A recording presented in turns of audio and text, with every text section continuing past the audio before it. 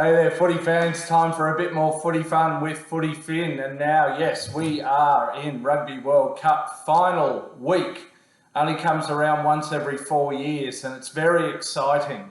So look, I just want to give my preview of the big matchup. Look, there is one team I'm favouring this week at this early stage. But I will come to that in due course. And as to tipping, likewise. Anyway, so it's New Zealand, South Africa. It's a rematch, of course, of the 1995 Rugby World Cup final where the Springboks won that one in their first ever Rugby World Cup at home. Nelson Mandela presented the trophy to Francois Pienaar. Now, this is an old long-standing rivalry in the sport, probably one of the fiercest rivalries in rugby. It goes back a long time. It is, of course, an all-Southern Hemisphere final, so regardless of who wins this one, the Southern Hemisphere will be sitting on 9 out of 10 Rugby World Cup victories after this weekend. Of course, these two nations have played each other many times, over 100 times over the years, and they've been playing in the Tri-Nations also with the Wallabies since the late 90s, and more recently in the Rugby Championship, which also includes Argentina. Both teams have won 3 Rugby World Cups, so between them they've won 6 out of the 9 to date, soon to be 7 out of 10, so the majority. This will be a bit for bragging rights as to who is the first to win 4 Rugby World Cups. They've both lost a pool match. I think this is the first ever for Rugby World Cup where both finalists have lost a pool match.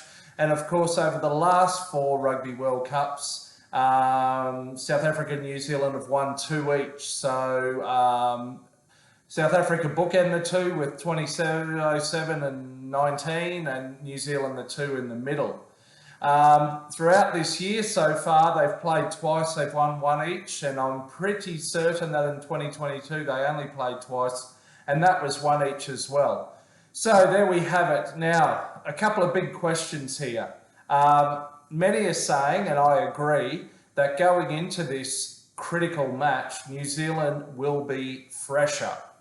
And why is that? Well, they have had generally an easier draw in this Rugby World Cup. They had a tough game against the hosts in the opening match, which they lost. And then they've only really had one other competitive match, and that was the quarterfinal over Ireland. They had a very easy semi last weekend, which was basically a training run. And they have had 1 extra recovery day. So they played their match on Friday night French time, whereas the Boks in England played a day later.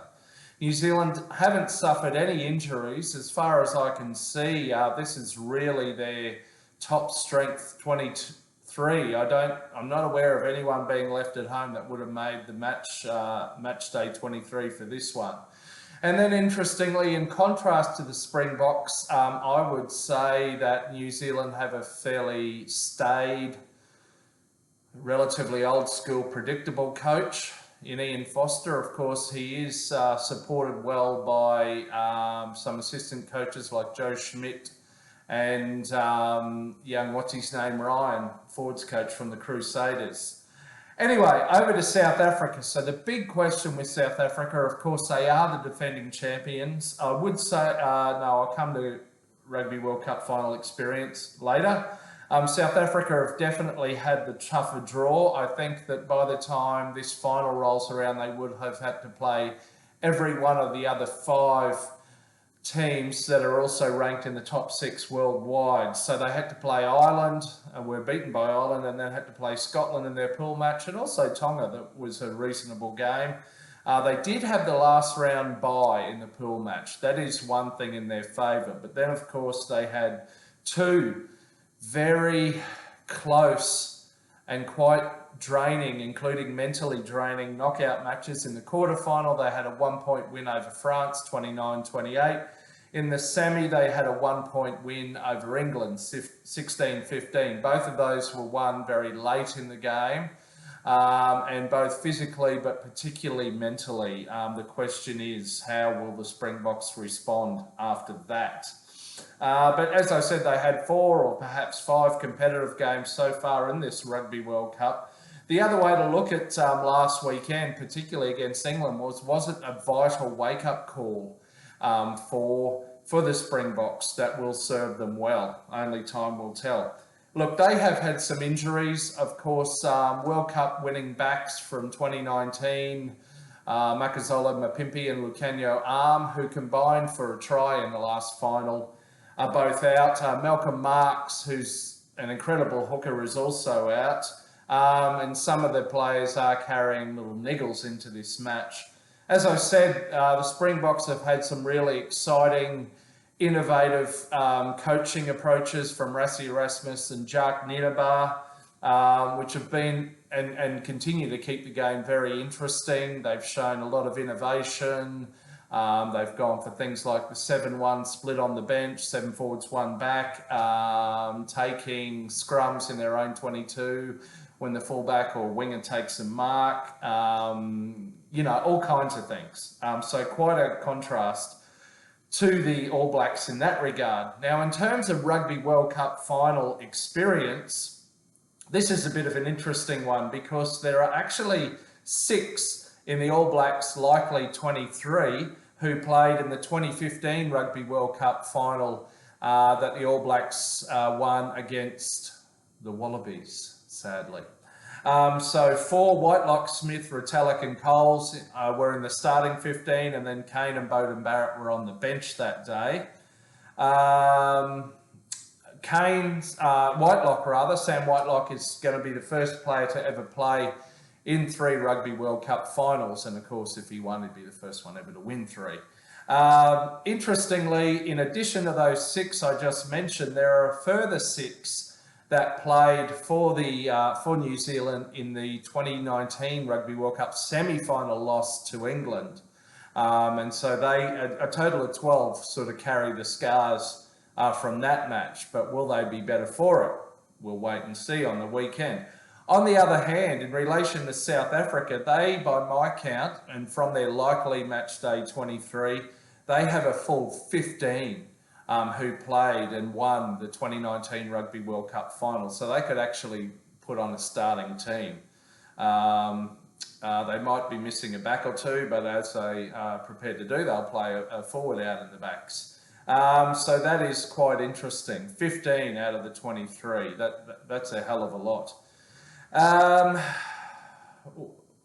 Whereas the other way to look at New Zealand, 6 have won in 2015. That's about a quarter of the 23-man squad. Okay, look, I think scrums are going to be big here, and it's likely to be raining. Will that suit the Boks more than the All Blacks? Time will tell. Scrums, of course, the Boks have shown that that's an area of power, and not that the New Zealanders are any slackers in that regard. In relation to props, it will be largely a case of youth on the New Zealand side versus more experience on the Springboks side, albeit, so they got 3 who won in the last final. Oxen Shea is coming in for his first Rugby World Cup final. The final thing I'm going to say here just for now, as we said, it will be raining in Paris as it was in the Boks England game. That may play into the Boks' hands, or it may not. It's not that it never rains in New Zealand, right? But I would say this, based on the Boks performances in the quarterfinal and the semi-final, if that's anything to go by, then New Zealand would want to be up by at least 10 points with around 15 minutes to go, if you catch my drift. Basically, the Boks have scored a converted try and a penalty in the last 15 minutes or even less in the semi-final to win those matches. So anyway, that's it for now. You'll have to hang around till later in the week for my tips and the team that I am favouring. Hope you've enjoyed that. Please, if you have, like, subscribe, comment, all the rest. I'd love to hear your thoughts. Anyway, until next time, catch you in the middle of a line out somewhere. See ya.